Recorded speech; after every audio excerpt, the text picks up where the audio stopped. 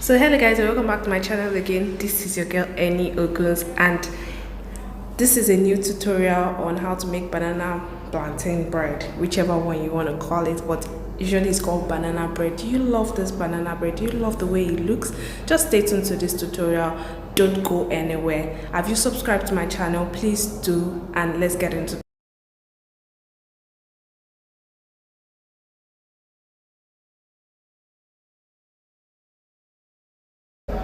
Welcome back guys. So I'm using this very soft plantain I have at home. So if you have that plantain which is very soft and you don't want to toss it out, just convert it into a banana bread, into a bread. Do you understand what I mean? So I'm just using it and I'm cutting them all up, and it doesn't have to necessarily have to be soft. Anytime you want to make your bread, it doesn't have to be like extremely ripened. You understand? Just make sure that the plantain is ripe or your banana is ripe and you're good to go. It doesn't have to be mushy as you see it in the video, but because my plantain is there and I don't want to waste it, this is what I do regularly to my plantain, which when they go soft, because I don't like eating soft plantain. And this is everything in a plate, and I'll be able to make a substantial amount of bread with it. And this is my margarine. I'm using margarine for this. You can use your butter if you want. 200 grams of margarine and 1 cup of sugar, a full 1 cup of sugar. Make sure you have a measuring cup to do this so you don't overpower your stuff with sugar. And this is the mixture, like you're making a vanilla cake or a sponge cake, if you will call it that way. So I use my hand mixer to mix it all up. It does not necessarily have to be very fluffy, because we're making a banana bread. It doesn't have to be extremely fluffy. Do you understand? Like when you're making a vanilla a sponge cake. So we just want to make sure that it's well blended. The sugar is just well blended, incorporated into the butter, and this is egg. So we're gonna whisk it. I'm not using a whisker, so I just use my fork to make sure I whisk it properly. That's how it goes into the mixture that we have already. And my vanilla extract, just 1 teaspoon of vanilla extract, we add it into our mixture and mix once again. Incorporate it into it. You can use your hand if you don't have a mixer, whichever way pleases you. So I'm using half cup of milk. What I did is that I partitioned it into 2, added a part of the half cup of milk I'm using, and I'll use the rest as the video progresses. I divided it into 2 and use the video progresses, and I mix it up again. So this is my plantain that I cut the other time. So why it browns? Because it got oxidized. Oxidation happened to it, and so it gets brown when exposed to oxygen. That's air, and that's what happened. That's why it's brown like that, but it's still edible, as you can see. So I mash it all up with my fork, and I press and mash it to a very good mashy state, and I add it to that batter we have already, that mixture that we made already, and mix it up together. And our banana bread is coming into reality, as you can see. It's coming to reality.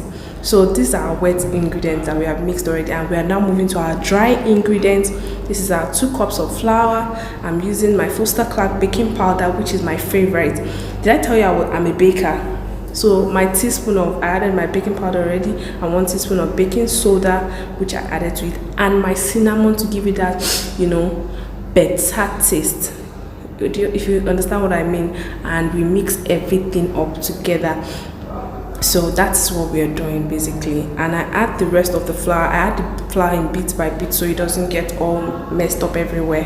You know how flour can be sometimes. So, and the rest of my milk, I told you the other time that I partition into 2. I added the rest, and now because it's a fuller batter, so I use my plastic spatula to mix it up together so it doesn't splash using the hand mixer. So it's already soft enough for me to, and I add my raisins. People call it currants, some people call it fruit.